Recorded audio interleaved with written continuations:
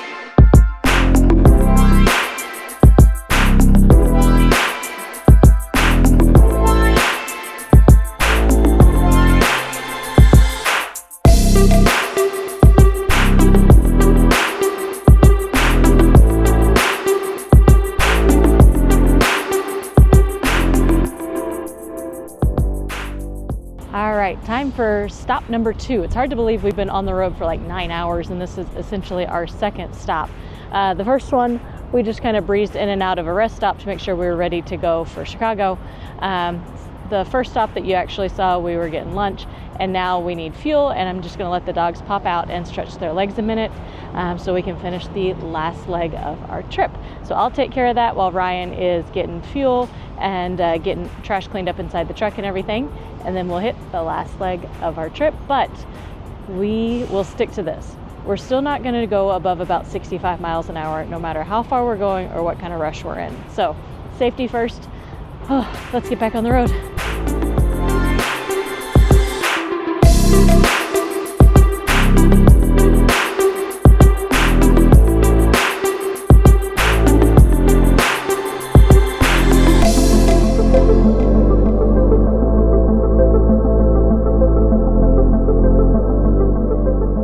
Well, we have made it to our first official stop of the trip. And I say official stop, it's our first stop overnight. And it's our only stop overnight. So we did about 790 miles today. It actually ended up being about 13 and a half hours. But I'd like to point out that nothing we did today was remotely close to outside of my limits as a driver. I know we're talking about how to do this safely and something that makes sense for you, but just know that I never go outside my limits. So always stay inside your limits, whether that's 14 Red Bulls and 19 cups of coffee or nothing but water and everything's fine. It's about maximizing your time on the road.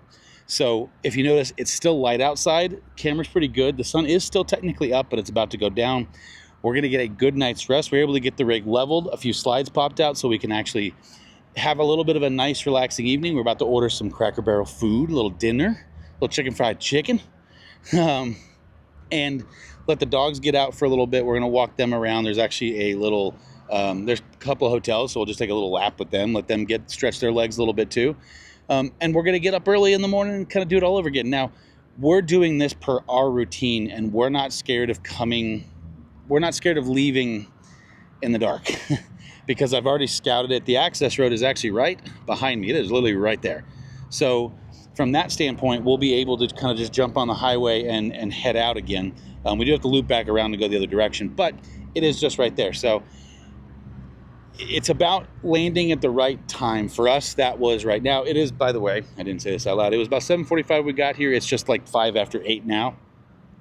So again, we're gonna get some food, we're gonna relax, and that's gonna be our evening. So we will catch up with you guys literally in like less than 12 hours, probably like 8 hours to be honest, because we're those people. And we'll pick right back up where we left off. So we'll see you in just a little bit. Night, night. Hey, right where I left you from before. Well, we are still at our old trusty Cracker Barrel, but we are up and going. It is about 6:45 in the morning now. The important part about knowing early in the morning stuff is we don't get up and like set alarms when we get ready to get on the road unless we're pressed to be somewhere by a specific time. And that's one of our other trips about getting somewhere quickly is we don't we don't set the schedule that way. We just want to be there earlier in the day, later in the day, that kind of thing. So if we're like coming into a campground for the first time, we want to be there, you know, at or after their check-in time. We just don't like to get in too late. That's really the only thing. And we really don't want to get to new campgrounds in the dark. We normally get up at 6, so do whatever works for your schedule. Whether you're staying at a Cracker Barrel, a Harvest Host, or a campground, do what works for you inside the rules of the place you're staying. That's, you know, it's about efficiency. We're not talking about doing something that is forcing you to push too hard or to do anything else. Like I was saying last night, it's all about doing it in a safe and quick manner. And so for us, you know, 10 hours, 14 hours, whatever it happens to be, isn't necessarily unsafe, but it could be for you. Now, 10 hours could be unsafe. 20 hours could be unsafe. It's different for each individual person or couple or whoever's towing your rig. And based on the kind of rig you have, it could also be different. So just know that. We got a great night's sleep last night, had a little Cracker Barrel for dinner, and now we're about to get back on the road. We have about 4.5 hours left in our drive day to get to North Texas. But after that, we're there, and then we can set up and we can kind of enjoy the day, get some stuff done, because boy, do we have exciting stuff coming up. We have a first ever for our channel coming up for you very, very soon. In fact, after this video, we are scrambling to get back, and you'll find out why next week, why we're pushing so hard to get back to Texas so very quickly. So anyway, let's get back on the road, and we'll chat a little bit more about how to do this even safer. All right, just because I know everybody is curious about the solar and all that, we never turned the generator on. We started off at about 100%. When we got to the Cracker Barrel, we were down to about 89%, right around 90. We ran 2 ACs the entire time we drive. We leave the temperature set. But just so you have an idea, we're at 35% today when we woke up. And so, yeah, it's doing its thing. We didn't really need the ACs later on. It is starting to get warmer and it's much more humid. So the compressors worked a little harder last night. So we did use a lot more of our battery, but we're already pulling in almost 100 watts. So it's doing its thing. We're going to turn the ACs off for the drive and let that juice up. Plus, where we're going to be back on a pedestal if we need to. So we'll be able to charge immediately. So just a little solar update. All right, let's suck these slides in and get ready to roll.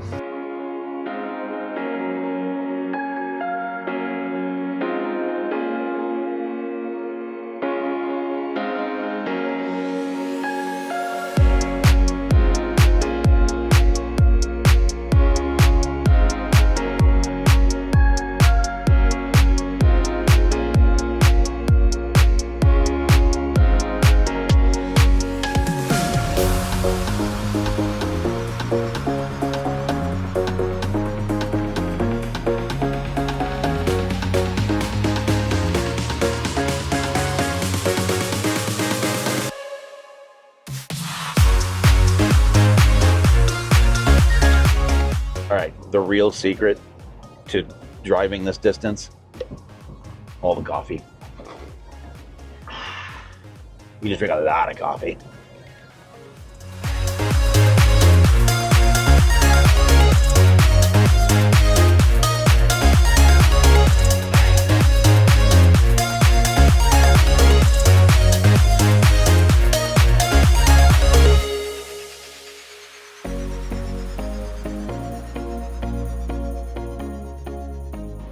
All right, well, we are at our last stop. So this is our last fuel stop before we get to where we're going. We always like to stop short by about 30 minutes to an hour out.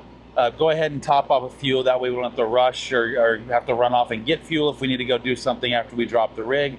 Also, use the restroom, do anything else we need to do, so that way when we get to our site, we're not scrambling to potty, scrambling to do whatever. So we can kind of operate a little slower, a little safer. I know so much of this has been about how to move quickly across the country, but hopefully you understand by now that it's all about safety while moving quickly across the country. It has nothing to do with moving fast. We have not talked about this, but our top speed is 65 miles an hour. That never changes. That's what we do. Now, we will go faster in the event that we try to get around like a bad situation on the highway, something along those lines. But it's all about just kind of staying on the road. So anything you can do to stay on the road longer safely, that's what we try to do at the end of the day. All right. Lauren went in to grab us some breakfast sandwiches. Again, we double stopped, so we're not only stopping for fuel, but we're also stopping for something to eat so that we can be out here longer. So I'm gonna wrap up getting fuel. Also, if you don't have an Open Roads fuel card, get an Open Roads fuel card. We have a link down in our links on the website and in the description down below. It saves us time because we don't have to go in and out of gas stations. So that's another little 5 minutes here, 10 minutes there kind of a thing. Not stopping for something to eat here in the next hour solves that problem. We're only about an hour out, but I'm hungry and I want to get back on the road because, you know, we're trying to get across the country.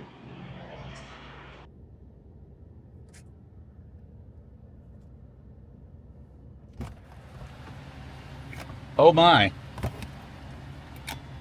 I guess they recognize royalty when it comes to, if you're not starting your day wearing a crown, you're doing something wrong. I made a lot of people smile in there, so that's a good thing. Even if it's terrible, that's okay.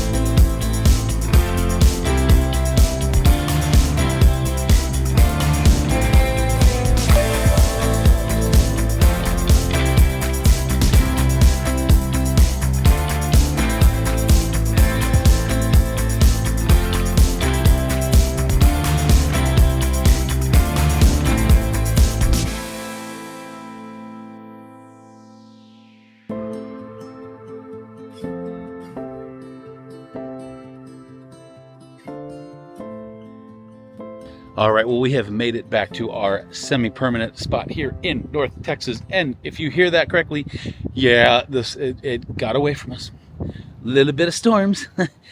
We got here, it was actually gorgeous. It was about 92 degrees. We put everything up. We got everything squared away, got everything unpacked, got the rig situated, and then literally without warning this afternoon, this kind of stuff popped up. This is actually round 2 of the day. I just didn't record anything from round 3. And I can feel that wind shifting a lot now. Wow. So anyway, but because of all of that, we are going to go ahead and end the video here and just tell you that, you know, the importance of traveling safety. One thing we haven't talked a whole lot about is weather. North Texas, every day for some reason while we were at the Alliance National Rally, has been hit with some form of severe weather, whether it's just torrential rain, actual you know, tornadic activity, hail, you name it. They've been hit with all kinds of stuff. And it's boring. Have a wonderful week, and that's being safe on the road. If you have questions, let us know. Bye! Holy f***s. Holy... Are your windows rolled that way? Hope so.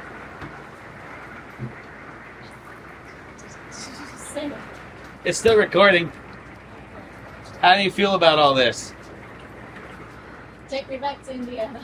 It was better in Indiana.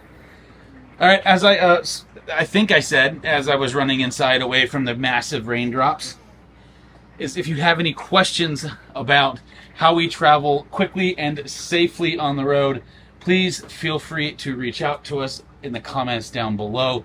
And if you have a more lengthy question, shoot us an email. You can find that on our Contact Us section at the very bottom of our website. If we don't get swept away by the monsoon. What she said. Thank you guys so much for watching. Make sure to go check out our merch shop. We have stuff. There's a brisket shirt. I like brisket. If you like brisket, you should get a brisket shirt. I think I said brisket enough there. Have a great week, and we'll see you next time. Bye, Mom.